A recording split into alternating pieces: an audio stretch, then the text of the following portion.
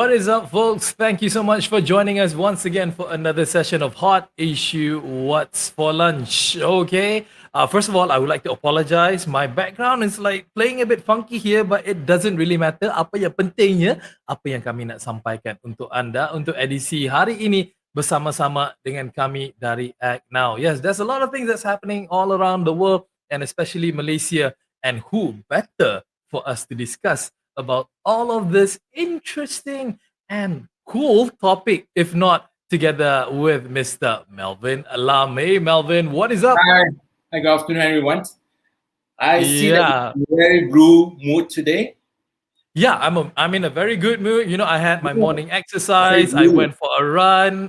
Very blue. Oh no. No. The feeling is not blue. The feeling is always red, always bersemangat. Dan kenapa bersemangat? Kerana apa? Because we're going to be talking about food today. Before we go into our topic, what are you having for lunch, or have you had your lunch, Melvin? Oh no. After this, I'm having nasi bahagia. Happy Nasi meal. bahagia. Okay, I did not expect that. Because I cook myself. It's a very homely type of meals. So called it's nasi bahagia. No controversial meals at all. Okay, the fact that you call it Happy Meal, I hope that McDonald's is not hearing us, because later you could be, summoned because of infringement or of taking their name and everything. Well, I say nasi bahagia. I didn't say happy something. Exactly. Pandai. Ini adalah memang orang advertising sebenarnya. Okay. Why we're, Melvin, I mean, just to kick things off, why are we talking about food here? Why are we talking about lunch? Apart from the show, our show is called What's for Lunch. Sebab kerana apa, kita nak highlightkan sebenarnya. Yalah, usually during this PKP time, PKPD, PKPP, PKPAPOM, whatever initials that you are actually using, normally we would use, delivery services. We got Grab Food, we got Food Panda, we got Beepit, we got some other things. But do you know that sebenarnya sekarang kita boleh menggunakan perkhidmatan udara untuk dapatkan makanan anda? Wow, itu sebab kita nak cerita hari ini. It's the new way to order food, and what we're going to be talking about is Hungry. It's a brand new service in Malaysia. Exactly, and it's about Hungry for Nasi Ganja. We're going to be having fun about this. Melvin, take it away. What is up with this whole commotion about Hungry for Nasi Ganja? I guess we have our lockdown for too long. And sometimes we fancy things. Let's say we're almost 2 months and we fancy certain type of, especially food. And we have to find means to get hold of it, even if it break the law. It's just like probably someone is attitude. That's why you call it the drug rice. It is in the name, isn't it? Nama nasi tu pun nasi ganja, kan? I know. So of recent, just like 23rd July, today 27th, just a few days ago, someone had to use a helicopter surveys to pack 36 Nasi Ganja in Ipoh, and actually landed in Ipoh Padang, at the center of Ipoh, city of Ipoh, without getting a permissions for landing. I think that is something very, I wouldn't say it's stupid, but the owner of the helicopter or whoever ordered it, I think is insane to do such an actions. Probably it's for cheap publicity, I do not know. And it definitely have a big family, 36 packs, or going to have a Nasi Ganja party at his place. So it gives us, we are common people. I'm not talking about myself, we are common people. We do have our own fancy, but we are obeying or strictly obeying the SOP. I can't even travel 10 km above where I stay to pick up things I like, So I have to restrict myself within my boundary. Well, this is something also probably I always been saying hunger knows no boundary. Probably this Datuk. It seems it's Datuk that orders this Nasi Ganja. Probably his fancy of this Nasi Ganja actually allows him to go above board. And someone landed in trouble because of him. Our Minister of Finance, Datuk Seri Tengku Sarul, the next day when the report came out, his picture was in the social media, seeing him enjoying the Nasi Ganja. So, of course, it's not true. He denied. This happened last year. This photo was taken last year. But people jump into conclusions. But at least Datuk Seri also shared the limelight and say that, oh, it's not me. It was last year that actually this photo was taken. Yeah, that's the crazy thing, because like looking at the situation, Melvin, this would not have been an issue at all should the helicopter actually landed where it was supposed to be normally at an airport, because the Ipoh airport, the city's airport, is not really that far away from where the Nasi Ganja stall is, the restaurant is at Jalan Yong Kalsum. I'm being a Peruvian myself, being having time living in Ipoh, knowing Ipoh a bit. I know where this place is, and I can testify to you that the Nasi Ganja is really, really spot on, is really good. Hence why it's called Nasi Ganja, because it gives you that impression that you always want it more and more, you're craving it and whatnot.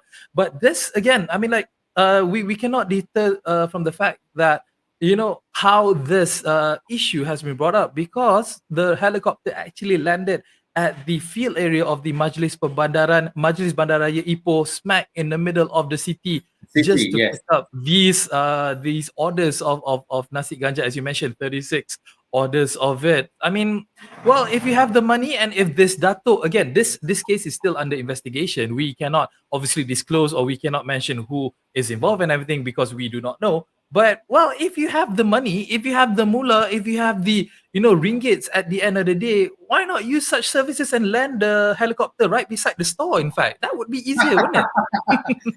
No, the fact is, Stars Online reported this helicopter service company has the right so-called permissions, because they do maintenance work, right?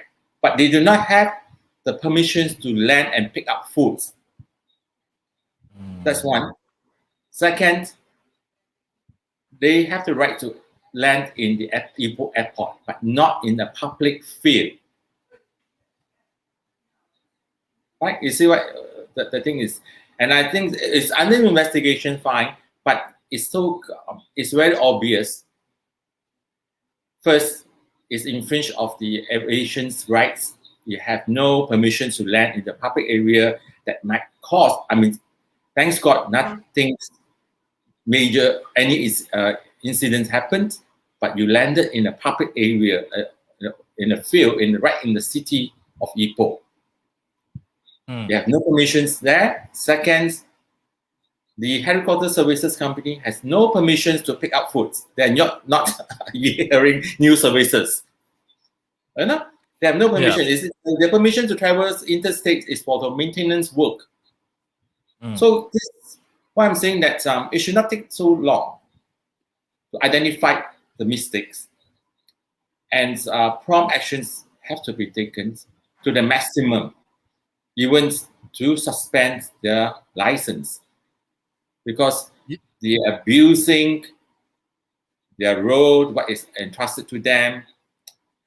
And it also tells me, and probably everyone's thinking the same, well, this is probably the tip of the iceberg. What else did they pick up?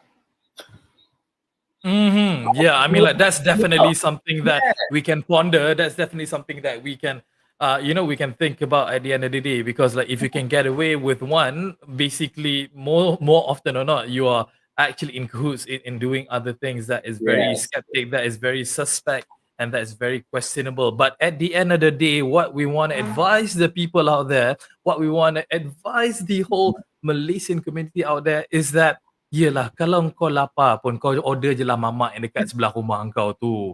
Tak payahlah nak order helikopter sampailah beli nasi ganja dekat I remember a case early June, the first, when we just had a lockdown. This was also reported in the paper. There's a restaurant or sundry shop in somewhere in Taman Tun, I believe. Taman Tun is under KL, right? They went up to buy the necessary, probably replenish. I think it's a restaurant, replenish the food in Segambut, just drive over. So they were actually compound about 10,000 ringgit, even though the distance is less than 10 km radius, but that is interstate, considered interstate, where they did not obtain the permissions, and they were compounded 10,000 ringgit. Yeah. Right. And these are the kind of things that we want to make sure that the authorities really do their job. Orang kata apa, kalau apa, jangan bermain, orang kata jangan pilih kasih. Jikalau berlakunya kesalahan, if you are actually committing some sort of some sort of things that you're not supposed to do, and you are you could be summoned ataupun you boleh di-compound sebenarnya di atas kesalahan you. So jangan pilih kasih. So kalau kawan tu boleh kena 10,000, apatah lagi kalau dengan orang lain juga. Tak kisah what kind of a degree that law has been broken, is all about being fair and being orang kata sama rata dengan orang-orang lain juga. You can't afford to just like pick and choose what kind of a deal that you want to do, because that would not make any sense at all. Yeah, having a title doesn't mean that you have permissions to kill. Yep. So treat everyone fair. We all are humans. We breathe on the same air, so-called to say. So fast actions, I hope that is very important to deter others following the same thing. Yep. So apa yang kita harapkan untuk orang kata menggulung topik ni, untuk menggulung isu yang kita bawakan ni, diharapkan pihak berkuasa mengambil tindakan selanjutnya dan benar-benar melakukan tindakan yang sewajarnya kepada mereka yang melakukan kesalahan ni. Please be fair, because at the end of the day, if Melvin was caught, buying nasi, whatever it is, in the state of Negeri Sembilan for whatever reason, even at Nilai, that is already committing an offence, and he would definitely be compounded. And furthermore, these kind of people, exactly. So Dato' Tan Sri, whoever it is that you are still Malaysian, you are still, you have to abide the law. Exactly. Alright. Wah, topik cerita pasal nasi ni dah lapar sikit lah, sebab yelah kita kan tengah what's for lunch ni kan. So it actually builds up a bit of an appetite when we talk about this thing. But to move forward, Melvin, we have to we have to tone ourselves down a bit, because we want to bring up another serious matter that is happening in our country right now, which is because we're going to be talking about parti. So if you guys don't know what parti is, obviously parti means pendatang asing tanpa izin, which are undocumented migrants that comes into Malaysia and doing work without having the proper permits, without having the proper documentation. And right now, it's becoming a bit of an issue, specifically because of the whole vaccination program that's happening in our country. So maybe, Melvin, you can shed some light on what we're talking about here. Oh yes, we're talking about undocumented migrants. That's getting alarming. The Immigration Department DG says if any NGO, employer, or individual who harbors or hires undocumented migrants without valid permits or documents can face severe punishments, including fines of 50,000 ringgit. It happens actually more. I have to say that in my area, in my own Daman, I see a lot of stores also hire illegal immigrants. And sometimes in my old working place, I witness myself. I share offices in those days. There are companies that sells their legally listed company, Sendian Berhad, I mean, registered in the ROC, registered company, to foreigners. So they use these names, that's Malaysian names, registered company, to open businesses in Malaysia. So they hide under this, and then they put themselves as an employee of that company.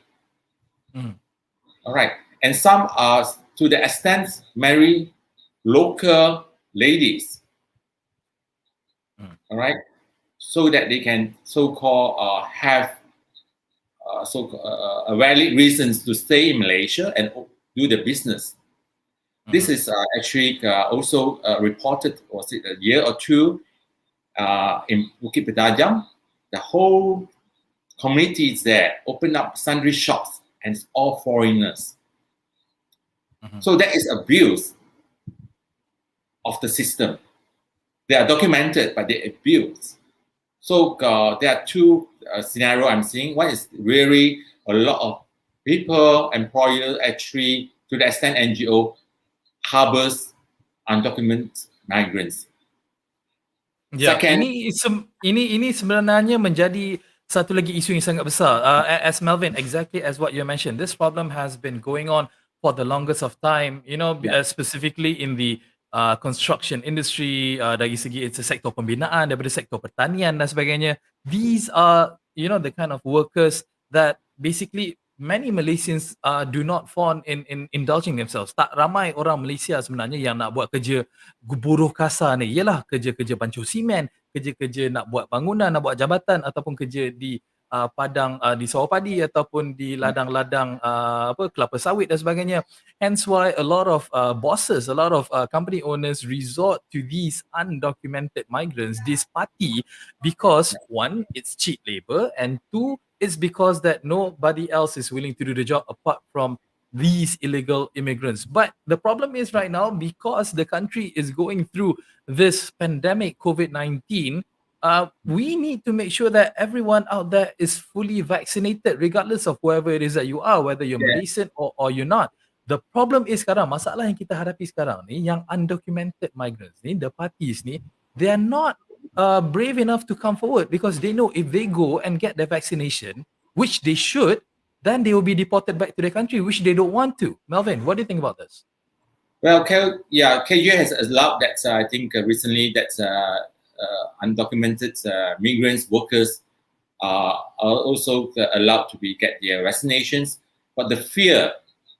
Sorry, Melvin, I can't hear you.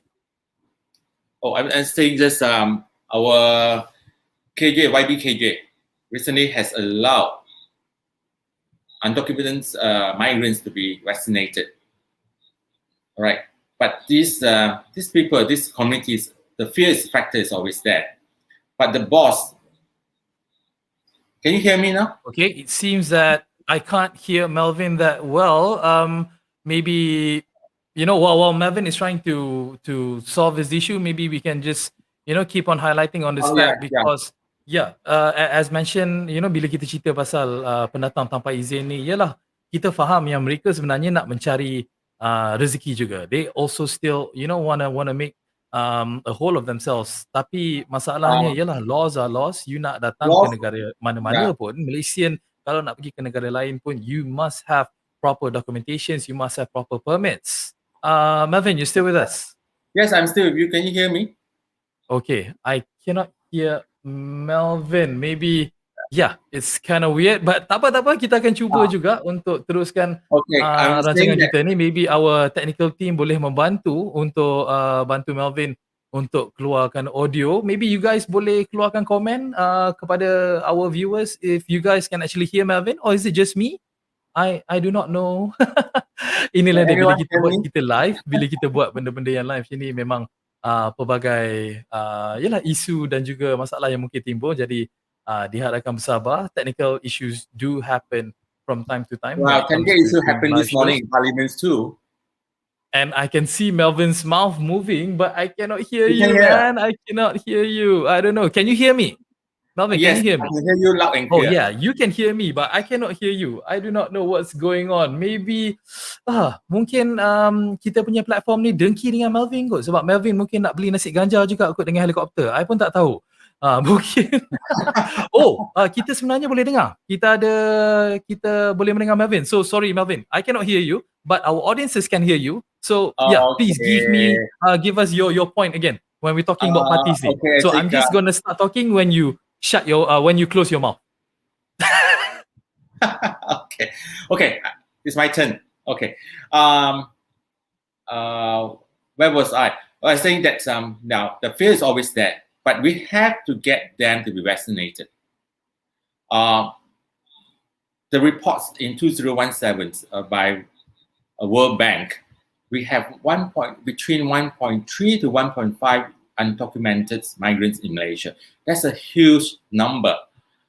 And we have to do something. We have to get them vaccinated, fully vaccinated.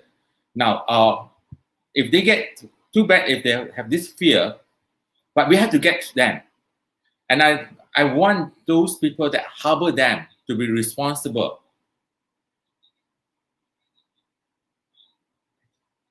Back to you. Okay, I sebenarnya boleh dengar Melvin dah, but I'm actually listening back to myself. I yang sebenarnya ada masalah dari my AirPods ni, tapi tak apa, itulah dia. So yeah, it is a very serious topic. It is a very serious subject, and I think the government needs to, like be more proactive in making sure that all of this undocumented migrants, to make sure that they are, first of all, they are vaccinated because they are amongst us.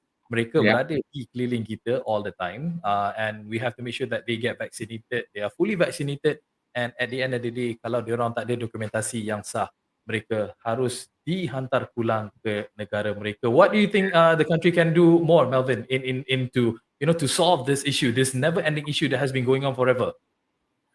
My opinions is that probably we have to, the government could be open up a bit, in the sense that allow those who harbor them to bring them forward to apply for documentations, to get them have a valid stay in, let's say, a year or two, subject to renewal, and get them, because if they do contribute to the economics by working for us, for Malaysia, I think we should not send them back, because after all, if we send them back, who's going to work? Because Malaysians are a bit picky in certain industry, and my suggestion is that, okay, the NGO or employers, all these things, please come with your people, your workers, and get them documented, have a thorough scans of their health, make sure they are properly housed, do not treat them like a junk, and no, we have people like 30, 40 people staying in small apartments, a flat. You can't. We have to treat them fairly. Hygiene is very important, because this is where all the diseases comes to be, and give them a proper counseling. I mean, in Malaysia, what you can do, what you can't do, you must behave. No, those things are responsible of the organizations that harbor them. Yeah, itulah dia sebenarnya sebab kenapa it's exactly what you said, because when we talk about hygiene, when we talk about kebersihan, especially and overpopulated places where a lot of these people are actually living in, the living situation, the living conditions are very very not good, to say the least. So pihak majikan juga haruslah bertanggungjawab when they are actually getting these people coming down to Malaysia. We understand that you're running a business. We understand that the country needs these kind of laborers to actually come down and work for us and to build our nation at the end of the day. But everything needs to be done properly. Dari aspek exactly as what Melvin mentioned, kesihatan, keselamatan, kesejahteraan, because they are still humans, they are still people. Mereka punya nyawa, mereka punya jasad, dan they also are, we need to treat them as fairly as we possibly can. Mereka makan juga, mereka minum juga, mereka juga ada keluarga. So we cannot just pick and choose. The fact that they are, foreigners, they should be treated differently. Everyone should be treated the same in regards of these particular factors. So please, business owners out there, make sure you guys do abide the law. Make sure that you guys buat apa yang you all perlu untuk menjaga kesejahteraan bukan saja anak-anak majikan you, but also to the country, making sure that everyone is all well documented. Alright, itu topik kita kan. Ada masalah teknikal tadi, Melvin. I tak tahulah kenapa. Mungkin I nak kena beli AirPods baru ke apa benda. We have a lot of bugs today. We have a lot of bugs today, exactly. Kita baru berbincang banyak sangat kumbang-kumbang yang terbang sebenarnya yang mengganggu kita hari ni. But it has been a very fruitful episode today. Banyak kita dah bincang. Kita dah cerita lapar, kita dah cerita tentang parti. Tapi saya nak sambung pula macam biasa pada penghujung rancangan ni, kita nak bersembang Jerman pula. One German phrase of the day. Hari tu kita dah cakap macam apabila kalau you masuk restoran, you lapar. So bila you lapar, you kata ich habe Hunger. So basically, what it means is that I have hunger or I am hungry. So that's what it means. Tapi kalau you makan saja, kita mesti nak minum juga. Sebab yalah nak tolak nasi ganja tu kan. Bila kita dah telan nasi ganja, kita kena minum. So, macam mana kita nak kata kalau kita ni dahaga? So, dengar betul-betul Melvin. Ich bin durstig. Ich bin Justig. Durstig. Pronounce the last words again. Durstig. D. Durstig. It starts with a D, Denmark. Durstig. Durstig. Durstig. Thirsty lah. Ich bin durstig means I am thirsty. Oh, ich bin thirsty. Durstig. Thirsty. Wah. Okay, susah ni memang Melvin kena belajar dengan I one-on-one ni susah kalau nak belajar melalui aplikasi ni je susah tu. So basically that's it. So after this, of course, we're going to quiz Melvin. Just a minute. What is Nasi Ganja literally means in German? Well, Nasi Ganja is orang kata nama khas. Tapi kalau nasi is rice dalam bahasa Jerman ya, and ganja is I don't know, Drogen. Drogen means drugs. So maybe you can use that Drogen rice. Maybe. Guggen rice. Okay. Whether it's served in a German restaurant. Guggen rice. Okay. We do not want that to happen. Thank you, Melvin, for coming on to the show. Thank you so much. We'll see you tomorrow, yeah? Yeah, see you tomorrow. Right. Ciao. All right, guys, that was Melvin together with us talking about today's topic at hand. We do apologize for the technical difficulties that was happening throughout our whole session today, but do not worry, do not fear. We will definitely be back tomorrow to discuss more on the latest topics and issues that that is interesting, that has the nation's interest to talk about. So, on behalf of the whole team, I'm Mio Adlan. We'll see you again next time on the next edition of Hot Issue, What's for Lunch. Happy lunching. Take care now. Goodbye.